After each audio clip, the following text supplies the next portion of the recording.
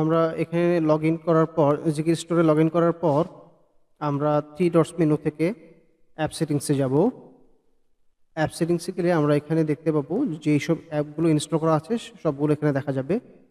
তো প্রত্যেকটি অ্যাপের পাশে আমরা লক এবং হাইড দুটি সুইচ দেখতে পাবো। সাপোজ আমরা ফাইল ম্যানেজার এইটাকে আমরা লক করতে চাই, তাহলে লক সুইচটা আমরা অন করব।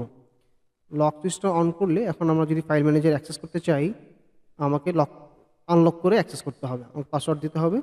সাপোজ আমি পাসওয়ার্ড দিলাম, তারপর আমি যদি আনলক করি আমি ফাইল ম্যানেজার অ্যাক্সেস করতে পারবো। হ্যাঁ, আবার যদি আমি এটাকে লক যদি আমি না করতে চাই, এখান থেকে আনলক করে দিব, লক সুইচটা অফ করে দেবো। এবং আমি যদি এই অ্যাপটাকে হাইড করতে চাই, যে আমি অ্যাপটাকে আর অ্যাক্সেস করতে দিতে চাই না, তাহলে জাস্ট হাইড সুইচটা আমি অন করে দিব।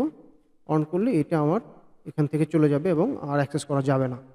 ফাইল ম্যানেজারটা এখন এখান থেকে চলে যাবে। একটু সময় নেবে, এই চলে গেছে অলরেডি।